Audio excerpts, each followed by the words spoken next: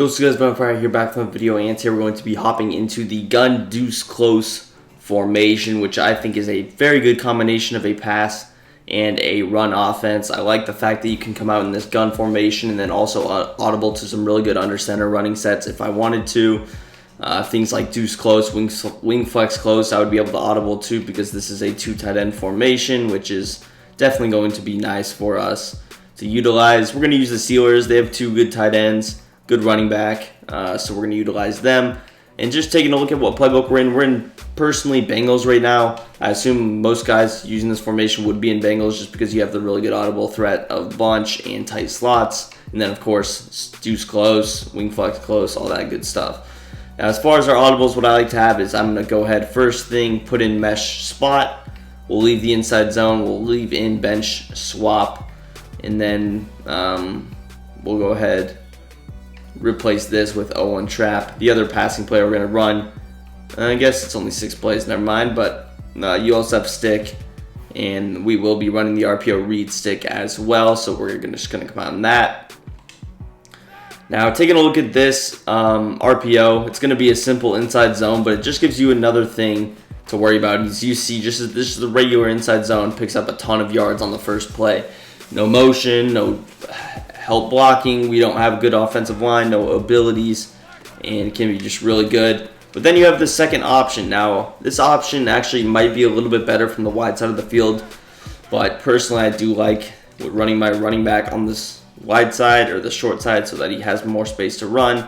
If you were to flip it, you could definitely run it like this, and then you would be able to hit Muth, and he would have probably a little bit more space to cut up field. It's not the best because he is coming from so far inside, so it's not going to be the greatest thing in the world, but it is going to be solid. And again, even if you don't throw the ball, this might be better than the inside zone split. Now, the inside zone split is going to be a little bit different because the tight end is going to move over, but what this does is it's just going to occupy some of those corners and safeties and even linebackers potentially for a split second before they actually pursue the running back when you hand the ball off. Because you notice, just taking a look at some of these guys, you see how the safety's not going to play it, and they just kind of seem to be sitting back a little bit further. Even that deep safety, whereas the traditional inside zone, he's either staying at the same level or moving downwards, and you see it just opens up some big spots for us. We go consistently picking up 10 plus yards on this run play. Now, you do have another threat to throw the ball to. That's going to be Juju Smith-Schuster, who you could throw it to. The motion is kind of limited for this. Really, if you wanted to, you could motion him out. Again, you can't motion snap right there, so you would have to let him get set, but you could kind of throw it out here if you really wanted to. Now, if I'm going to throw that hitch in that position, probably what I'm going to do is actually kind of turn it into a streak. So I'm just going to probably snap throw it as fast as I can, and then he's basically running a streak to where you can kind of catch it upfield, which is something that I'm sure a lot of you guys did not know you can do with those hitches. If you just snap throw it, you click on, you're able to actually run upfield. Super, super nice. Again, Ebron, you can actually motion him over here. His route does not flip, so having him at like the fullback spot wouldn't be the most helpful, because then again, he's not really developed at all before you have to throw the ball, so I wouldn't really recommend that. That could be useful though if you were to run the inside zone split like this, and actually if you put him there, he gets running back hot routes, so you can put him on the wheel routes. This is also nice if you have Hot Route Master, because then you can motion him over and put him on like an angle route, which is something that you don't see every day. So here's the regular inside zone split. I feel like it's a little bit worse in my opinion. I know some people don't like the RPOs, so they would just stick with this. But you'll see that the blocking seems to be a little bit worse as far as running to that left side, running to the wide side. It is a little bit more intended to kind of cut it up the middle, just like this.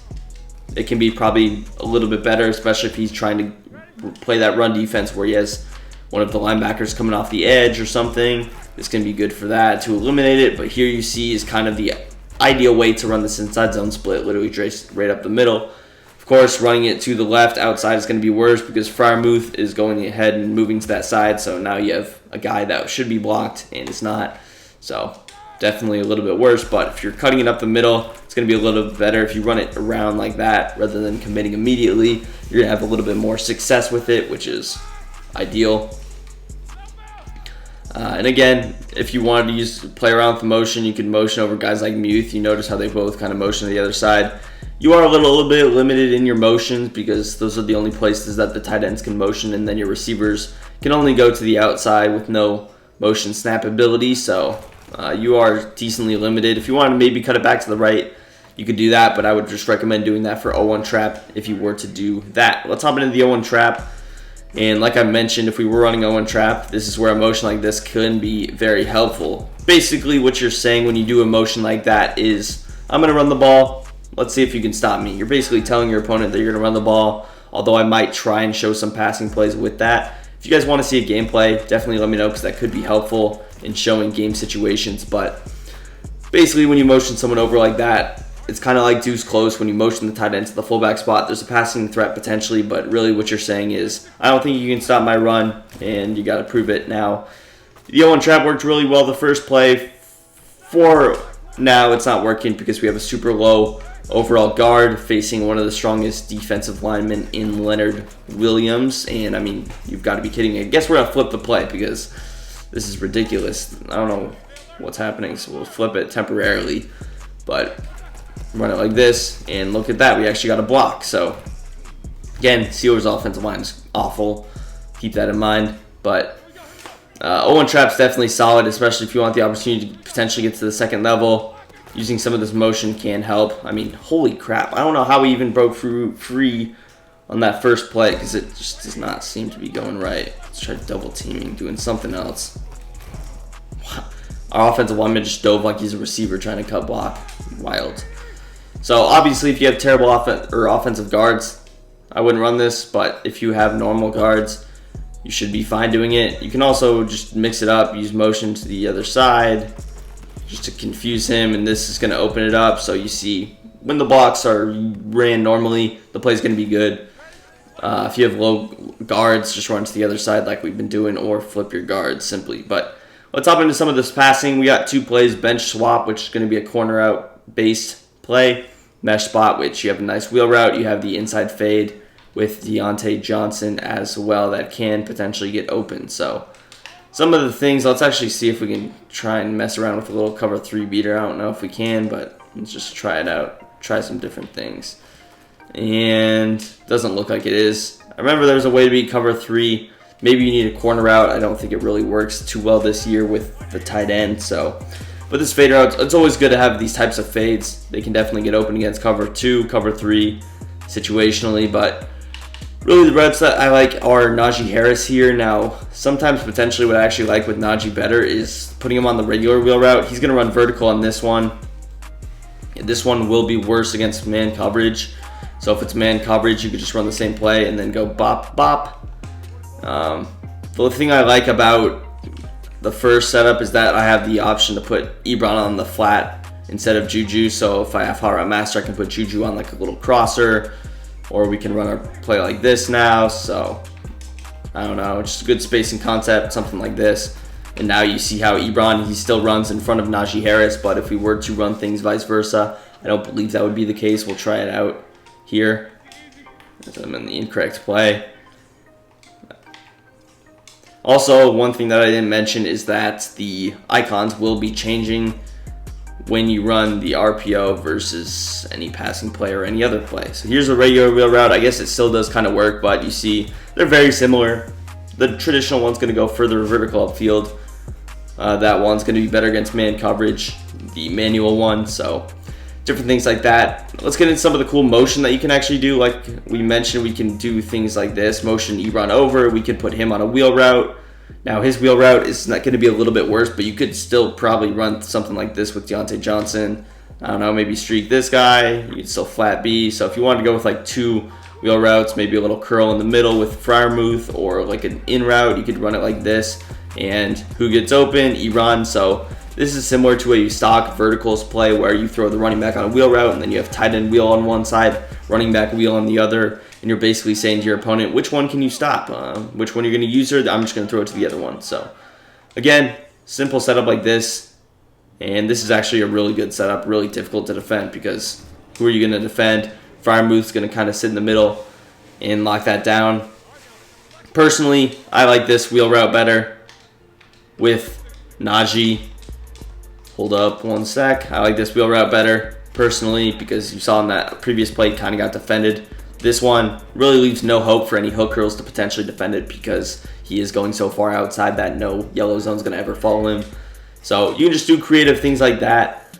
If you wanted to utilize Najee better, you could throw him on like a little in route going this way. You could wheel him, bop, bop. I don't know what you would do, but you can just get creative, something like this. Just mixing up with wheel routes. And again, something you can actually do with these tight ends is you can still motion them out and like put them on out routes, which is going to be cool.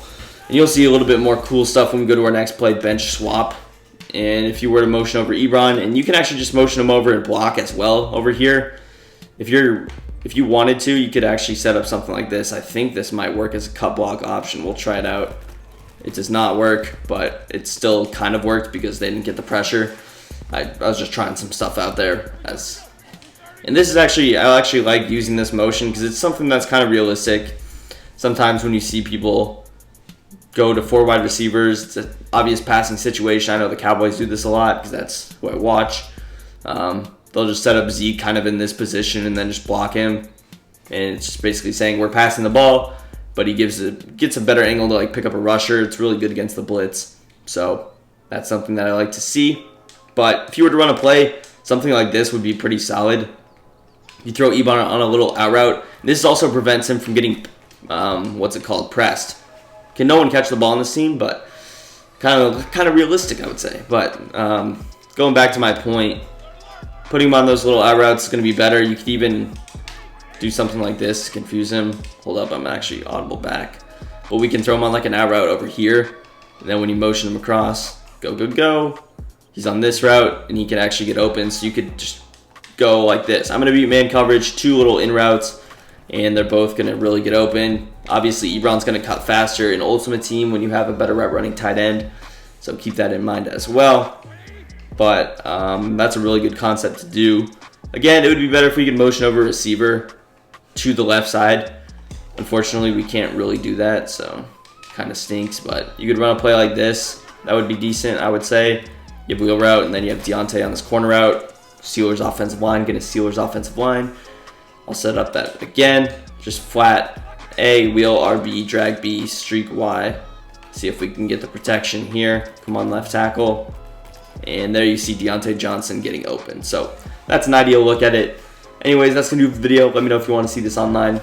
And make sure you hit that like button, subscribe to the channel down below, and peace. I'm out of here.